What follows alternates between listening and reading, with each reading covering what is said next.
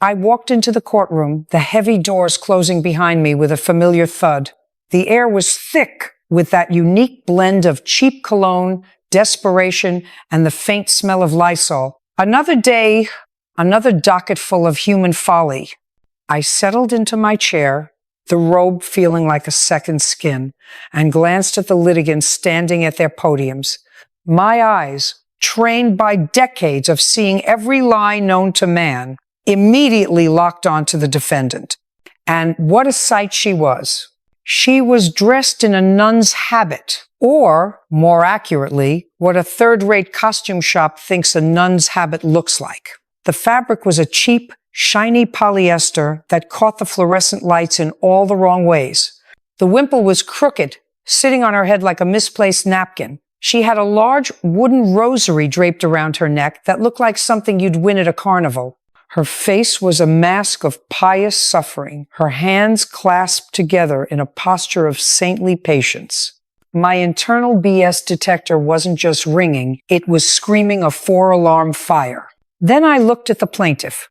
She was a woman in her late 60s, dressed in a simple, dark skirt and a modest blouse. No costume, no theatrics. Her hair was gray, pulled back neatly. Her hands rested calmly on her podium. There was a quiet strength about her, a serenity that the woman in the costume was trying and failing to imitate. The case file identified her as Sister Mary Catherine. Now that felt real. The defendant, according to her filing, was Sister Teresa. Of course she was. I picked up the file. A dispute over a damaged vehicle and an unpaid personal loan. I read aloud, my voice flat. I looked up straight at the defendant. All right, Sister Teresa, let's start with you. You're the one being sued for $5,000. She gave a beatific, long-suffering smile. Yes, Your Honor, I place myself in God's hands and yours. Don't put me in the same category, I said, cutting her off. I'm the one who makes the decision. Let's stick to the facts. The plaintiff, Sister Mary Catherine, says you borrowed her car, crashed it, and also failed to repay a $2,000 loan. Is that a fact or a fantasy? Your Honor, there are circumstances, she began, her voice taking on a quavering, dramatic tone. I am a humble servant of the Lord. My work is with the poor, the downtrodden. The money, it was for a mission, a soup kitchen for homeless children. Children, they always bring in the children, or puppies. It's nonsense. A soup kitchen, I repeated. Where is this soup kitchen? It is in its planning stages, she stammered, for the first time losing a bit of her saintly composure. We needed seed money. Sister Mary Catherine, in a moment of Christian charity, offered to help fund our nascent ministry. Nascent ministry, I muttered under my breath. She says you borrowed $2,000 in her 2012 Toyota Camry.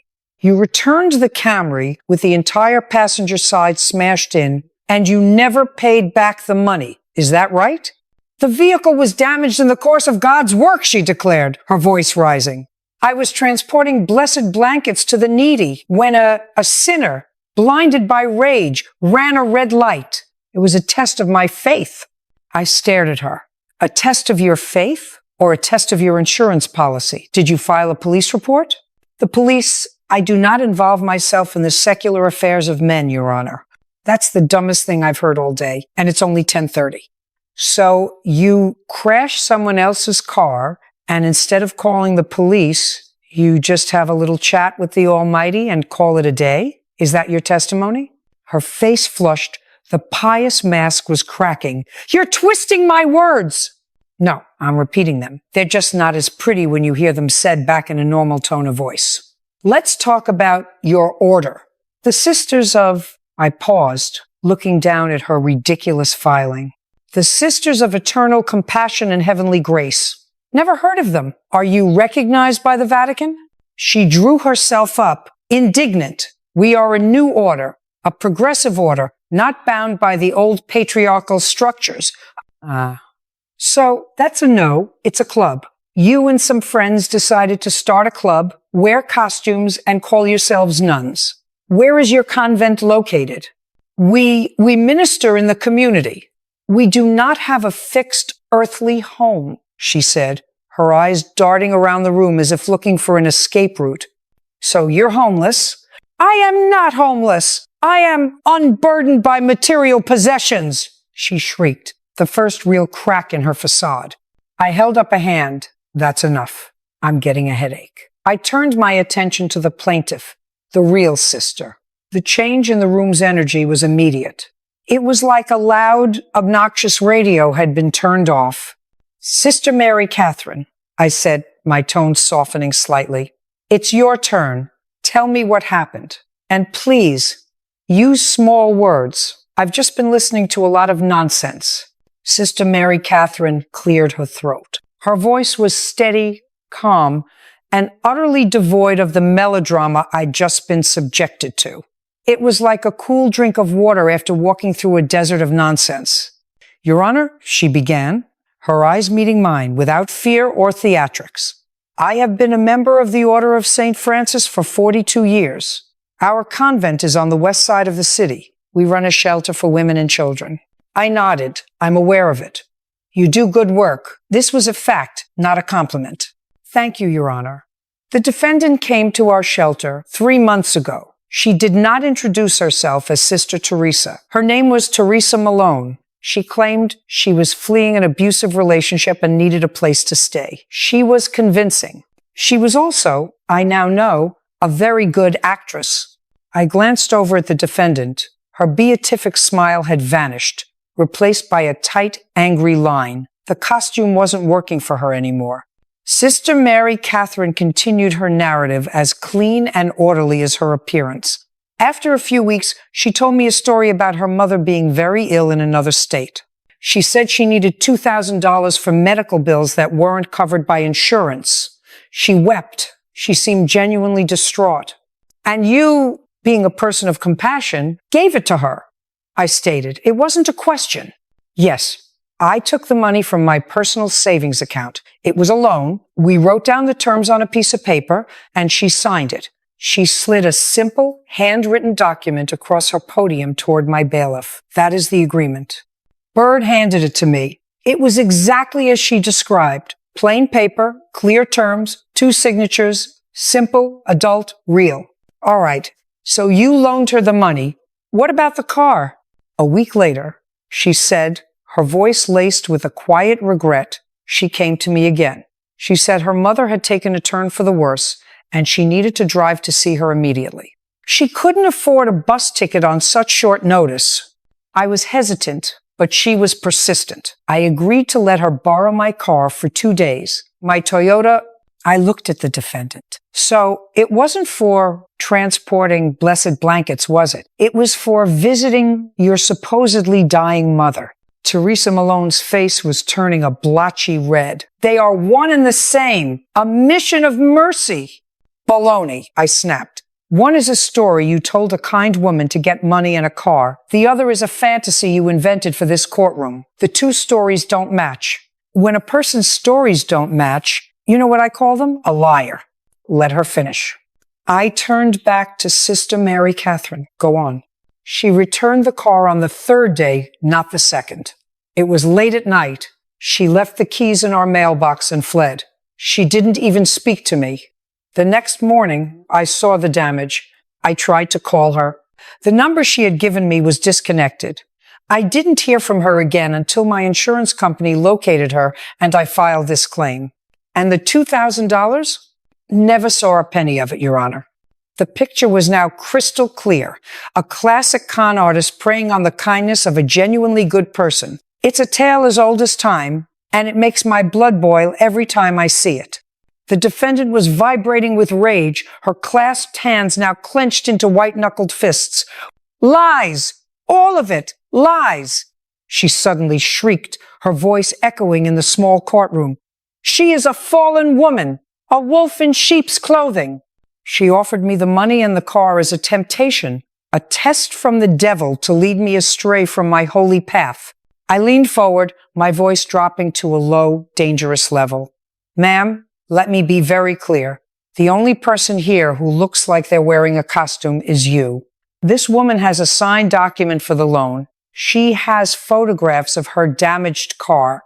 She has a 42-year history of verifiable service. What do you have?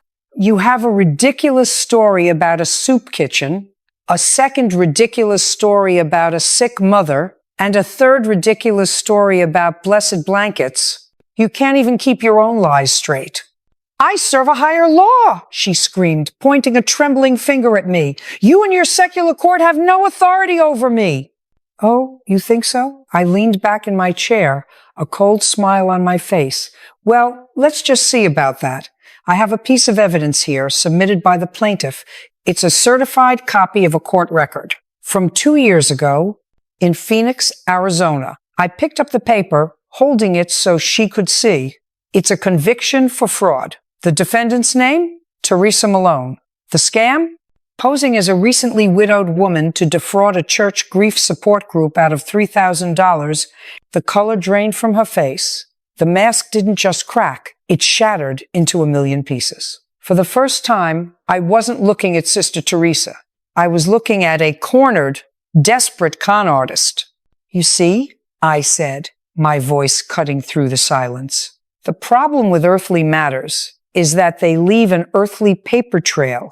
She stared at the document in my hand as if it were a serpent. The manufactured holiness evaporated, replaced by the raw, ugly face of pure panic. Her mouth opened and closed, but no sound came out. The theatrics were over. The lies had run out of road. I tossed the paper onto my desk. So, let's recap, shall we? You're not a nun. You are not part of any religious order unless you count the Order of Perpetual Grifters. You have a history of doing this exact same thing, preying on the charity of religious people. Is that a fair summary, Miss Malone?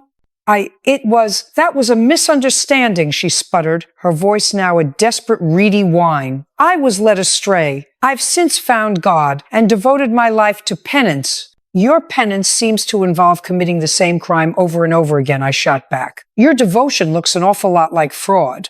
You find a group of kind, trusting people, you put on a costume, you tell a sob story, and you walk away with their money. And in this case, you also wreck their car. I turned my gaze back to the plaintiff. Sister Mary Catherine stood there, a portrait of quiet dignity. There was no "I told you so" in her expression, only a profound sadness. She had been wronged, but her first instinct had been to help. That's the part that always gets me. The predators of this world always find the kindest souls to feed on. Sister Mary Catherine, I said, do you have an estimate for the repairs to your vehicle? Yes, Your Honor. She produced a document from her folder and handed it to Bird. The total cost for the bodywork and paint was $3,000. That is my out-of-pocket expense after my insurance deductible. Bird placed the estimate in front of me. It was from a reputable auto body shop. Everything was in order. Of course it was. So we have a $2,000 loan, evidenced by a signed agreement, and a $3,000 repair bill, evidenced by an official estimate. That equals $5,000, the maximum amount I can award in this court. I looked directly at Teresa Malone, whose face had crumpled into a mask of petulant fury. Miss Malone, do you have any proof that you paid back the loan? A canceled check? A bank receipt? A thank you note scribbled on the back of a napkin? She told me it was a gift, she shrieked, launching one final, pathetic lie. A gift to my ministry. She's trying to get me in trouble because she's jealous of my direct connection to the Lord. I almost laughed. Jealous? Ma'am, this woman has a real connection to a community she has served for over 40 years. You have a connection to a costume shop. There is nothing to be jealous of. I picked up my gavel.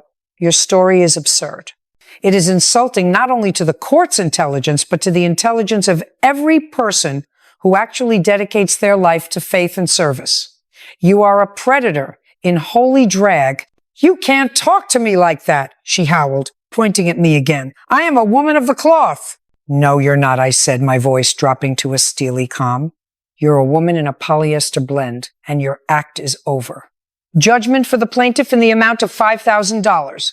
I banged the gavel. The sound was sharp, final. The defendant looked as if I had physically struck her. No, this is an injustice. I will appeal to a higher power. You do that, I said dryly. In the meantime, you'll be dealing with this lower power. Pay the plaintiff. Bird, show them out. But she wasn't finished. As Bird moved towards her, she unleashed a torrent of fury. You are a bitter, godless woman, a demon on the bench. You will burn for this. Do you hear me? You will burn. Her voice crescendoed into a full-blown, vein-popping scream. It was an ugly, unhinged display. The saintly mask was gone, and the creature underneath was on full display. I watched, unimpressed. I've been yelled at by experts. Her tantrum was strictly amateur hour. Sister Mary Catherine, on the other hand, flinched. Not in fear, but as if struck by the sheer toxicity of the outburst. She made the sign of the cross, a small, reflexive gesture of pity. That's enough, I said sharply. Get her out of here.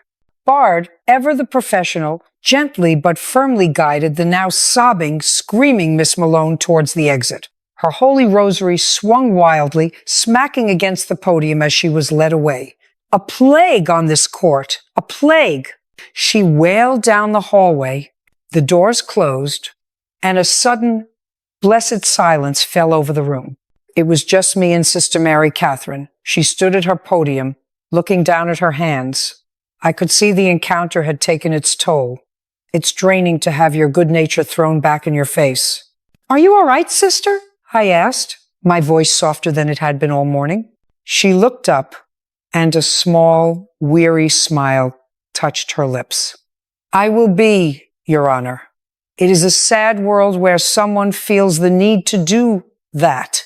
She gestured vaguely towards the door where her tormentor had disappeared. Sad is one word for it, I said. Pathetic is another. You're not likely to see that money, you know. People like her don't just pay their debts because a judge tells them to. I know, she said quietly. The money was lost the moment I gave it to her. This wasn't about the money. It was about the principle. She used our mission, our faith, as a weapon. She hid behind God to steal from someone who was trying to help her. That I could not let stand. I nodded slowly. She got it. It was never about the $5,000. It was about the truth. It was about accountability. It was about dragging a nasty little lie out into the light and calling it what it was. Well, I said, gathering my files. For what it's worth, you did the right thing today. Thank you, Your Honor, she said. As she turned to leave, I had one last thought. And sister? She paused at the door. Yes? Change the locks on the shelter. A genuine, warm smile finally broke through her weary expression. That's the first thing on my list. And with that, she was gone. I sat there for a moment in the quiet courtroom. It's a dirty business, raking through the muck of people's lives. But every now and then, you meet someone like Sister Mary Catherine. Someone decent and honest and strong. And it reminds you that for all the Teresa Malones in the world, there are still people who are quietly, diligently, and genuinely doing good. And that makes the whole ridiculous circus worthwhile. Almost. Now, who's next? I sat there in the silence that followed, the echo of that woman's shrieking still seeming to vibrate in the wood paneling. It wasn't the volume that bothered me. I've been yelled at by people twice her size with half her vocabulary. It was the sheer, unadulterated fraud of it all. It's one thing to be a simple liar. The world is full of them. They lie about how fast they were driving. They lie about who threw the first punch. They lie about paying their rent. It's tedious, it's predictable, and it's why I have a job. But this was different. This was a different level of poison. Teresa Malone didn't just lie. She wrapped her lies in something pure. She took a symbol of self-sacrifice, of charity, of faith, a nun's habit, and turned it into a predator's camouflage. She was a wolf who had skinned a lamb and was wearing its fleece not just to hide, but to gain the trust of the entire flock before tearing out its throat. And that, I find, is unforgivable. People see a uniform, a costume, and their common sense just flies out the window. A man in a doctor's coat can sell you sugar pills. A woman in a nun's habit can steal your car. They're not reacting to the person. They're reacting to the symbol. It's lazy thinking, and I have no patience for it. I see it all the time. They come in here with their stories, all polished and practiced. They've rehearsed their lines in front of the bathroom mirror. They know which moments to cry, which moments to act indignant, which moments to feign confusion. Teresa Malone was a master of it. The quavering voice, the talk of God's work, the appeal to a higher law when the lower one had her cornered. It's a script. And once you've seen the script enough times, you can spot the actors from a mile away. The real Sister Mary Catherine didn't need a script. She had the truth. The truth is simple. It doesn't need flowery language or dramatic pauses. It just stands there, solid and undeniable. It doesn't scream. It doesn't have to. The lie is the one that has to shriek and wail and cause a scene because it's hollow. It's a big, noisy, empty drum. The moment you poke it with one small fact, a police report, a signed document, a prior conviction, the whole thing collapses. That's what happened here today. I didn't do anything magical. I just poked the drum, and we all saw what was inside. Nothing but hot air and greed. The door to my chambers opened and Bird stepped in, his face as unreadable as ever. He could witness the apocalypse and his only comment would be about the traffic. He placed the next file on my desk. Ready for the next one, Judge? Is it ever going to be a simple case, Bird? A case where two reasonably intelligent adults have a minor disagreement that can be solved with a calculator? He allowed himself the ghost of a smile. Doesn't look like it. I sighed and pulled the file toward me. My eyes scanned the first page. Plaintiff, Kevin G. versus defendant Brianna D. Dispute over, you have to be kidding me. I looked up at Bird. He just shrugged. A custom-built lightsaber replica. For a moment, I just stared at the words. A lightsaber. A toy from a movie. These are grown adults. One of them is suing the other over a pretend space sword. I thought about the quiet dignity of Sister Mary Catherine, a woman who had dedicated her life to helping abused women and children. And now, my courtroom was about to be occupied by two people whose biggest problem in life was a piece of plastic that lights up. All right, I said, closing the file with a snap. Bring in the clowns. I smoothed my robe and took a sip of water. The memory of the fake nun began to fade, replaced by a fresh wave of anticipated stupidity. This is the job. You deal with the truly evil, and then you have to turn right around and deal with the truly idiotic. Sometimes, I'm not sure which is worse. The litigants walked in. The plaintiff, Kevin, was a man in his late 30s who was, to put it mildly, out of shape. He wore a t-shirt with some sort of spaceship on it that was at least 2 sizes too small. He was carrying a long, cylindrical object wrapped in a velvet cloth with the reverence of a knight carrying a holy relic. The defendant, Brianna, was a young woman with bright pink hair and an expression of profound boredom. She looked like she'd rather be anywhere else on earth. All right, take your places, I commanded. Who wants to tell me why I have to spend my valuable time talking about a movie prop? Kevin stepped forward, his eyes wide with a sense of grave injustice. Your Honor, he began, his voice trembling with emotion. This is not a prop. This is a master-crafted, screen-accurate replica of Anakin Skywalker's lightsaber from Revenge of the Sith. I stared at him. I had absolutely no idea what he was talking about, and I couldn't have cared less. It cost you how much? I asked, cutting straight to the only part that mattered. $2,000, he declared. And she broke it. Brianna rolled her eyes so hard I thought they might fall out. I didn't break it. He's a psycho. I leaned forward. Listen to me, both of you. This is not a fan convention. This is a courtroom, and I am not your mother. One of you is going to pay the other. Now, Mr. G, put your toy on the podium and tell me what happened in 25 words or less. Go. He unwrapped the object with the delicacy of a surgeon. What lay on the podium was a metal tube, intricately designed with buttons and grips. It looked expensive, I'll give him that. It also looked utterly ridiculous. She came over to my apartment for our third date, he began, his voice taking on the somber tone of a man recounting a national tragedy. I was showing her my collection. This is the centerpiece. I handed it to her, told her to be careful. She ignited it. Ignited it? I interrupted. Does a laser beam shoot out of it? Because if it does, it's an illegal weapon and I'm confiscating it. He looked horrified. No, Your Honor. A polycarbonate blade with internal LEDs lights up. It makes the screen-accurate sound. She activated it, and then she started swinging it around like a maniac. A maniac? I turned to the defendant. Her bored expression had been replaced by one of simmering anger. Miss D, did you swing this thing around like a maniac? He was being so creepy, she shot back. He kept calling it his baby and telling me how I wasn't worthy to hold it. He handed it to me and then stood there breathing heavily. So yeah, I made a joke. I said, the force is with me, and did a little twirl. I'm 5'3".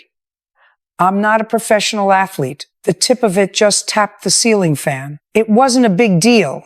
Tapped it? He shrieked, his voice cracking. She shattered the blade casing and fried the crystal focus chamber. It's dead. She killed it. The crystal focus chamber, I repeated, my voice deadpan. I looked at him. Sir, are you aware that you are a grown man? He drew himself up, offended. My hobbies are a legitimate passion. Your hobbies are your business. But when you hand a $2,000 toy to a woman on a third date and she accidentally breaks it while goofing around, that's my business. And frankly, it sounds like you're the one who was being foolish. What did you expect? Did you give her a tutorial? A safety manual? It should be common sense, he insisted. Common sense is not letting a near stranger play with your most prized, expensive possession 5 minutes after meeting it. What did you do after she tapped the ceiling fan? Brianna answered first. He screamed, like a horror movie scream. Then he snatched it out of my hands and started cradling it and whispering, what did she do to you? What did the bad lady do to you? To the lightsaber. I got my purse and walked out. He started sending me dozens of harassing text messages, demanding $2,000. I blocked his number. Then I got served with this. I looked at the plaintiff. His face was red. He knew she was telling the truth. He whispered to a toy in front of a date. The absurdity of it was almost painful. This case wasn't about a broken prop. It was about a man with the emotional maturity of a 9-year-old who had his feelings hurt. Let me see the messages, I said. His confidence faltered. I don't think they're relevant. Oh, I think they are, I said, my voice dangerously sweet. When someone claims harassment, the evidence becomes very relevant. Show me the messages, or I'll dismiss your case for being a complete and utter waste of my time. Your choice. Reluctantly, he pulled out his phone and handed it to Bird. As Bird brought it to me, I could already see the wall of text. I scrolled through them. There were 37 messages sent in under an hour. They started with demands for money and quickly devolved into insults about her intelligence, her appearance, and her lack of respect for the culture. It was a textbook tantrum in digital form. I put the phone down. You know what I see here, sir? I see a man-child who got his toy broken and then threw a fit because a girl didn't take him or his hobbies seriously enough. You weren't damaged for $2,000. Your ego was. She was negligent, he pleaded. Was she or were you? You're the one who owns the expensive, fragile item. You're the one who handed it over without any warning. You're the one who created the awkward, creepy situation that led to her goofing off to break the tension. If your car gets hit in a parking lot, you have a case. If you lend your Ferrari keys to someone you just met and they scratch it, you're the fool. You assumed the risk. I picked up the inert lightsaber. You paid $2,000 for this. That was your decision. You valued it. She didn't. To her, it was a piece of plastic. She owed it the same standard of care as if you'd handed her a broomstick.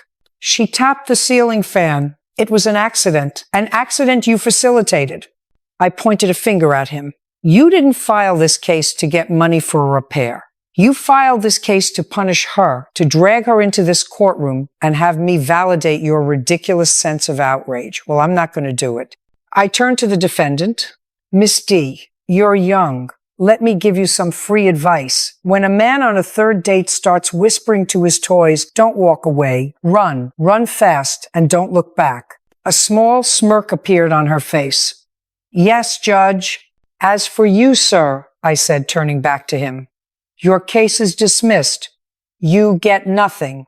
Maybe instead of spending $2,000 on your next toy, you should consider investing in a bit of therapy. Learn how to interact with other human beings. It'll be a better use of your money. I banged the gavel. We're done here.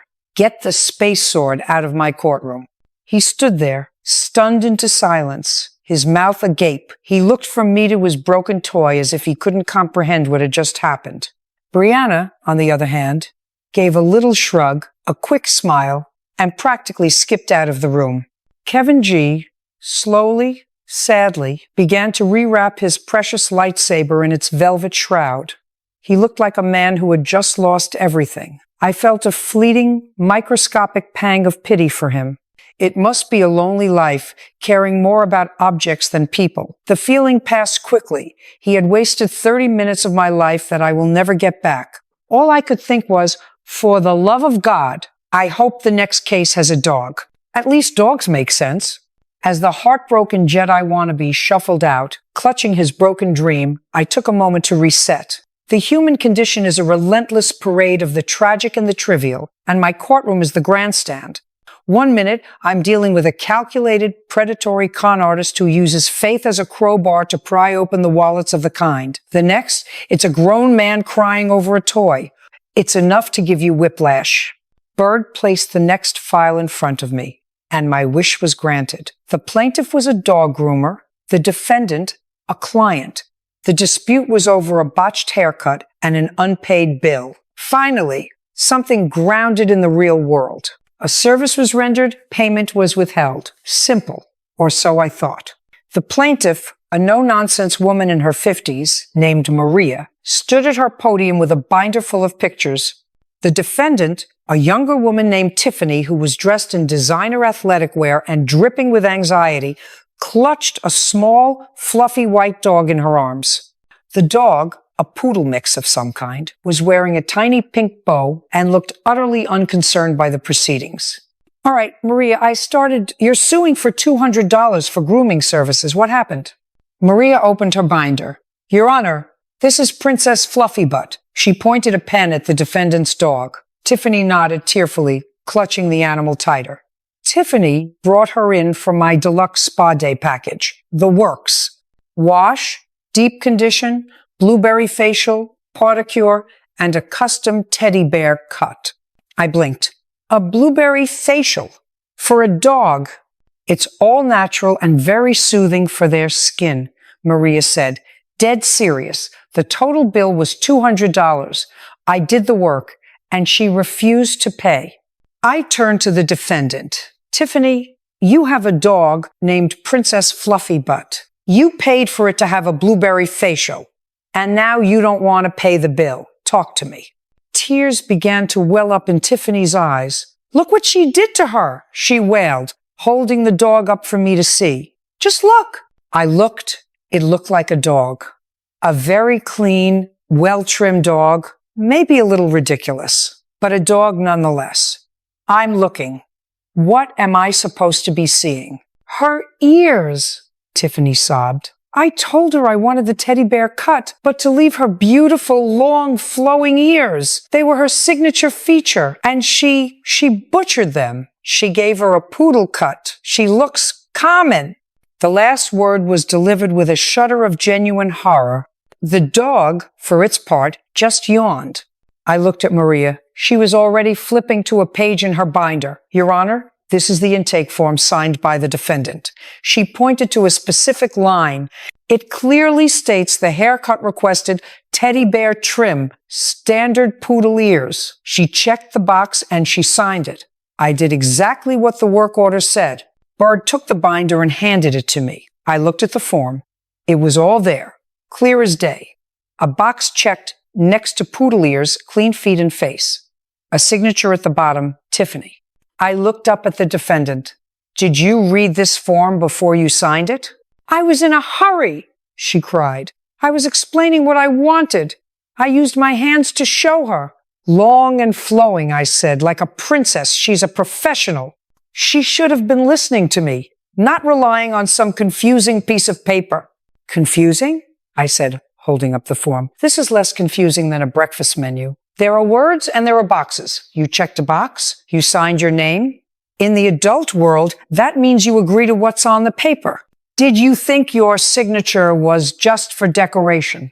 But my baby, she wept, burying her face in the dog's fur. She's been traumatized. She hasn't been eating right since this ordeal. She looks in the mirror and she whimpers. She knows she's been violated. I stared at her, waiting for a punchline that never came. She was serious. She honestly believed this dog, whose primary concerns were likely sleeping, eating, and finding a good spot on the rug, was having an existential crisis over the length of its hair. Let me tell you something about your dog, I said, my voice flat. Your dog has no idea what it looks like. Your dog doesn't know the difference between a teddy bear cut and a mohawk. The only thing your dog knows is that its owner is hysterical and squeezing it like a stress ball in a strange room full of people. You're the one who's traumatized, not the dog. The dog is fine.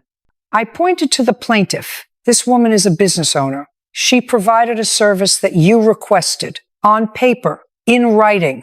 You can't just change your mind after the work is done and decide you don't want to pay. That's called theft of services. But it was the wrong service.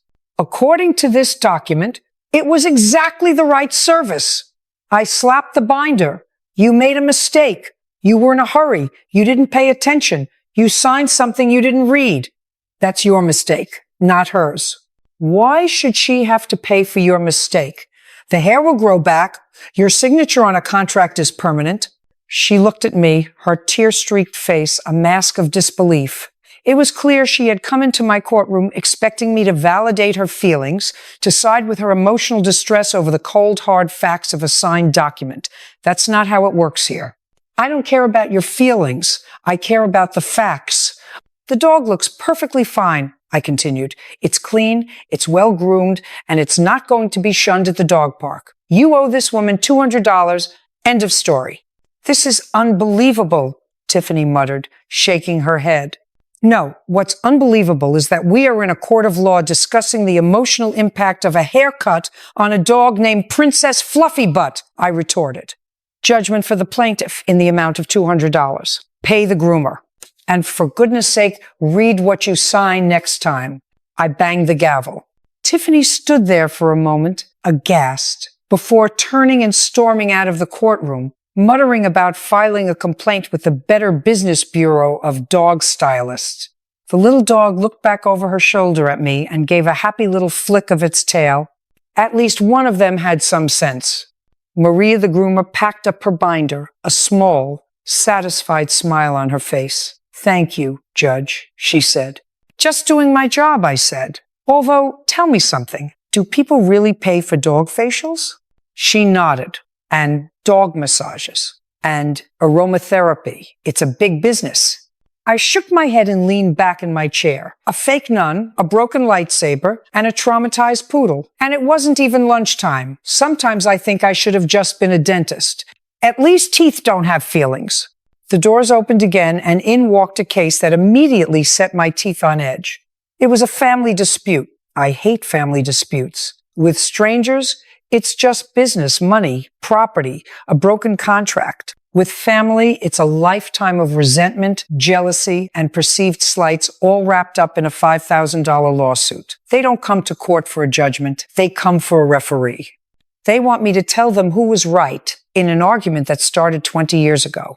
The plaintiff was a man in his late 40s, Frank, with a weary, defeated look about him. The defendant was his younger brother, Sal, who radiated a slick, unearned confidence. You could tell immediately who was the responsible one and who was the charming parasite. They were suing each other.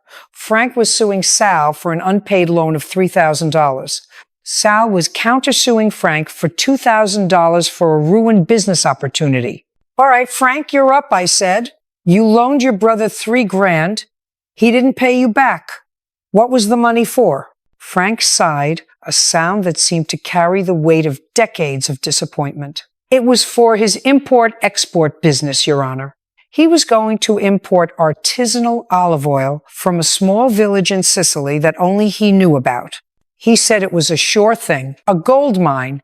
I looked at Sal. He was nodding, a self-satisfied smirk on his face, as if this were a brilliant business plan. Import-export, that's a classic. What do you import, Sal? Trouble? And what do you export?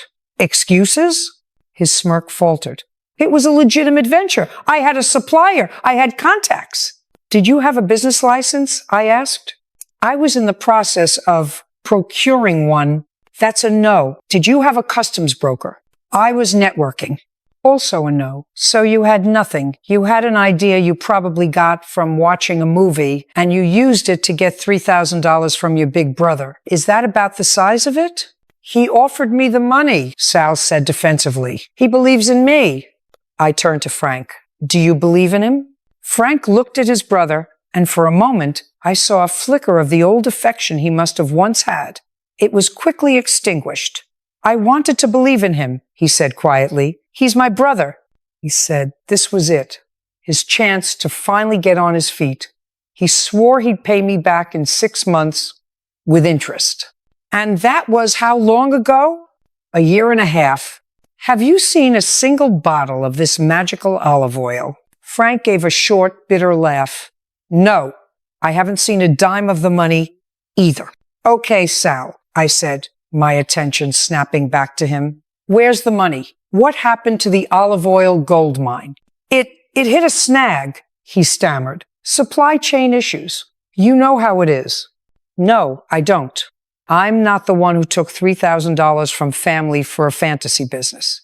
So you have no olive oil and you have no money? What do you have? I have a countersuit, he announced, puffing out his chest.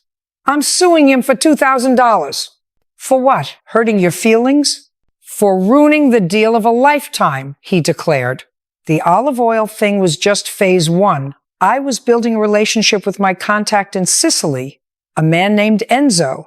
We were about to close a deal on a huge shipment of rare truffles. Truffles, Your Honor. Do you know what those are worth? I know you don't have any, I said flatly. Get to the point. How did your brother, the man who gave you $3,000, ruin your imaginary truffle deal? He embarrassed me, Sal said, his voice thick with indignation. He called Enzo. He went behind my back and called my business contact in Italy and told him I was a bum who didn't pay his debts. Enzo got spooked and backed out of the deal. Frank cost me tens of thousands of dollars in potential profits. The courtroom was silent. I looked at Frank. His weary expression hadn't changed, but his jaw was tight. Frank, I said, did you call a man named Enzo in Sicily? Yes, I did, Frank said, his voice firm. After a year of excuses, I got tired of it. Sal had given me Enzo's number as proof that his business was real. So I called him. I speak a little Italian. I asked Enzo about the big olive oil shipment for Sal. You know what he told me? I have a feeling it's going to be good, I said. Enzo said he'd never heard of a big olive oil shipment. He said, my brother Sal had stayed at his cousin's bed and breakfast for a week, ran up a €500 bill for room and minibar charges, and left in the middle of the night without paying. He said Sal had mentioned something about truffles, but Enzo thought he was crazy. The only business Sal was conducting was with the girls on the beach. Sal's face went from pale to crimson. He looked like a balloon that had just been pricked. He's lying! Enzo is lying! You conspired against me! Oh, be quiet, I snapped. You didn't have a business deal. You had a vacation on your brother's dime. You didn't just take his $3,000. You went to a foreign country and disgraced your family name. You didn't lose a truffle deal. You got caught. I leaned forward, resting my chin on my hand, and stared at Sal. Let me tell you what you are. You're a leech. Your brother works hard. I see the calluses on his hands. He probably gets up every day and goes to a job he doesn't love to provide for his family. And you float through life on charm and lies, sucking the life out of the people who are decent enough to love you. He gives you his hard-earned money, and you use it to go on a trip and chase girls. And then you have the audacity, the unmitigated gall, to come in here and sue him? Sal said nothing. He just stared at his podium. Your countersuit is not just dismissed, it's offensive, I said, my voice cold. It is a monument to your selfishness. Judgment for the plaintiff, Frank, in the amount of $3,000. I banged the gavel hard. I looked at Frank. I'm ordering him to pay you. Whether he will or not is another story. My advice, don't ever give him another penny. Not for a car payment, not for rent, not for a cup of coffee. You're not helping him. You're enabling him. Sometimes the kindest thing you can do for a person is to let them finally hit rock bottom. Frank nodded slowly, a single tear tracing a path down his cheek. It wasn't a tear of sadness. It was a tear of release. The moment he finally understood that his brother was a lost cause. As for you, Sal, I said, as he turned to leave, get a job. He stormed out without a word. Frank stayed behind for a moment, wiping his eye. He looked at me and mouthed the words, thank you. I just gave him a short, sharp nod. There was nothing more to say. The case was over, but the family was broken, and no judgment from me could ever fix that.